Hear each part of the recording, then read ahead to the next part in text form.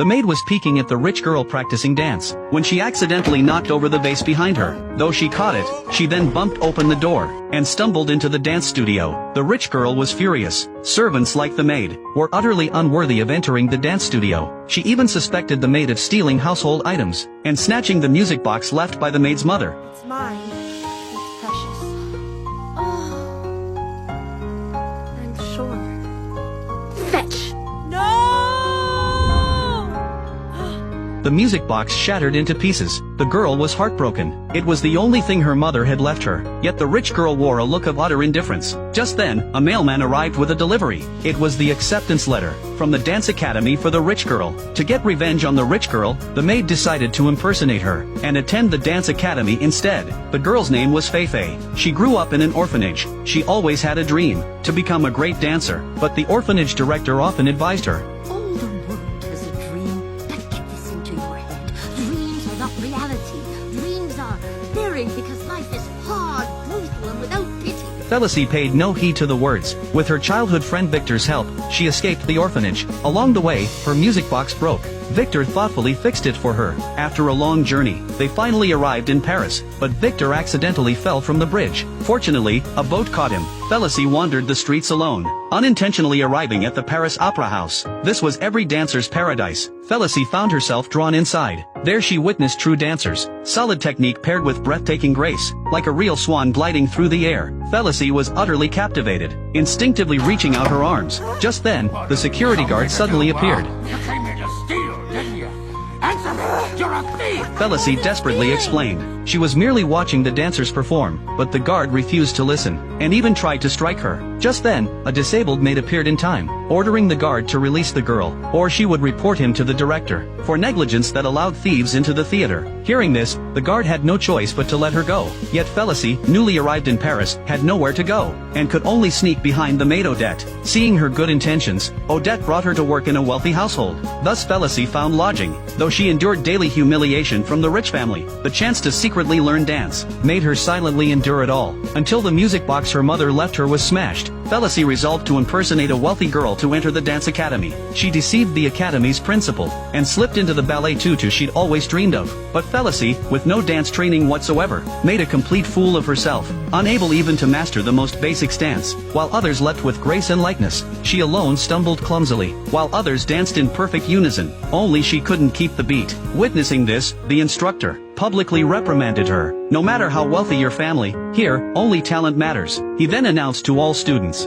that one would be eliminated daily. The final winner would star in his new stage production. Everyone worked tirelessly after hearing this, yet Felicie's performance remained the worst. Clearly, she was about to be eliminated, until she discovered a classmate stuck in a split. Thus, Felicie luckily remained, but she knew without real talent, elimination was inevitable. Then Felicie was discovered by Odette, who worked at the theater. Odette took the girl in, but Felicie impersonated the wealthy girl. Racked with guilt, Felicie apologized to Odette. She tried to return the letter and confess her mistake, but Odette stopped her. Felicie's passion for dance stirred memories within Odette. She was once the finest dancer in the opera house, but an accident left her permanently disabled, forcing her to bid farewell to her performing career. That's why she wanted to help Felicie become a true dancer. Training starts at 5 a.m. tomorrow.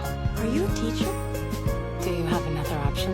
Early the next morning, they began their training. Odette had Felicie jump up to touch the bell, without splashing water upon landing. This was nearly impossible for anyone to achieve. No matter how many times she tried, the result remained the same. Felicie felt discouraged, but a feather caught her attention. She instantly understood. A dancer must be as light as a feather. Felicie tried again, and unexpectedly succeeded. Odette nodded with satisfaction. Today's dance class saw Felicie pass with flying colors. No longer was she the one being eliminated. Under Odette's guidance, Felicie progressed rapidly. Each day she stood on a wooden barrel, balancing on her toes to hang clothes. When cleaning windows, she had to lift her feet above her head. To train her balance, she spun in circles daily on a wheel, holding 2 cups of water in her hands. Fall after fall, she tried again and again. Felicie finally mastered the training. Cheers. Cheers. One by one, her classmates were eliminated. Everything was moving in the right direction. She and Victor went to the bar to celebrate, and couldn't help but start dancing to the music. Her graceful moves were spotted by her instructor, who gradually began to see her in a new light. But she never imagined that the next day at the academy, the rich girl and her mother publicly exposed her true identity. Stole my life, my honor, and my my name! I want it back! With no other choice, Felicity had to confess everything, but her passion for dance and her hard work had not gone unnoticed by her mentor, so he decided to let the two girls compete fairly. If Felicity won, she would get the role in the new play. If she lost, she would be sent back to the orphanage. Then, Félicie Lebrun from Brittany, the future at the opera is in your hands. Odette knows the wealthy girl inside out. She's been studying ballet since childhood, her technique and strength both flawless, and she holds herself to the strictest standards. Felicity, on the other hand, eats little and lacks strength, her muscles devoid of any explosive power. Theoretically speaking, Felicity stands no chance. Her only hope lies in her passion for dance. Whenever she dances, she pours her emotions into every movement, making her dance vibrant and full of life. Yet the day before the competition, the Academy's wealthy heir suddenly confessed his feelings to Felicity, asking her out on a date. Though hesitant at first, Felicity ultimately succumbed to his sweet talk, and agreed. After returning home, Odette gifted Felicity her own point shoes, and arranged a final pre-competition training session. But Felicity refused Odette's offer, because she had a date. He says I'm ready. He says I'm unique. Why do you dance? Stop asking me that question. When I was a dancer, the night before an audition, I trained and then I rested. Rudy's waiting for me.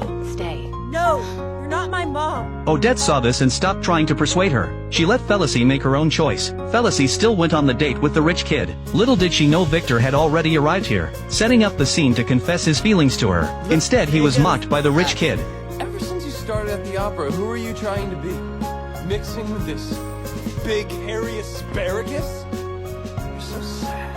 Whoa, whoa, whoa, spokojnie. I could knock you out with one flick of my tiny finger. The two came to blows. Felicity stepped in just in time to stop them. At the same moment, she realized her mistake, but she couldn't bring herself to face Odette. Instead, she fell asleep on the rooftop. When she awoke, the competition had already begun. The mentor anxiously glanced at his pocket watch. The wealthy girl had already finished her performance. Just as the mentor was about to announce the results, Felicity arrived at the scene, panting heavily. Did you sleep? Not much. Did you train yesterday? No. Why?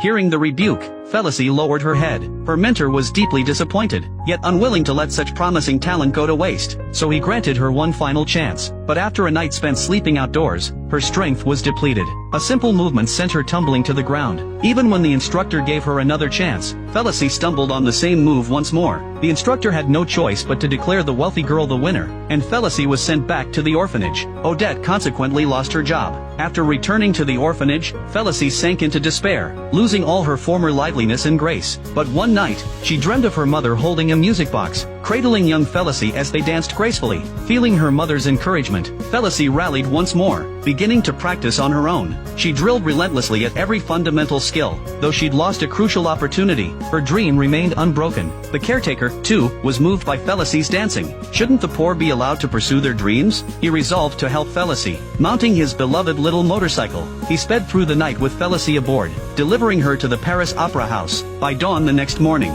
she apologized to Odette with remorse, admitting her mistake. Odette forgave her. Meanwhile, the rich girl wasn't having an easy time either. Though her technical skills were solid, her performances were robotic, utterly emotionless, so she was constantly berated by her instructor. When she saw Felicity running back, she wanted to take her frustration out on her, but Felicity wasn't afraid of the rich girl at all anymore.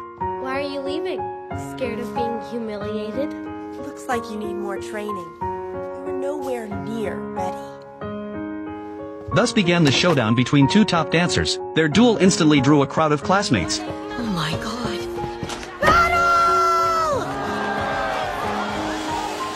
Both leapt off the stage. They went head to head. Whether in movement or power, they seemed evenly matched. But this rich girl resorted to dirty tricks. You can do it.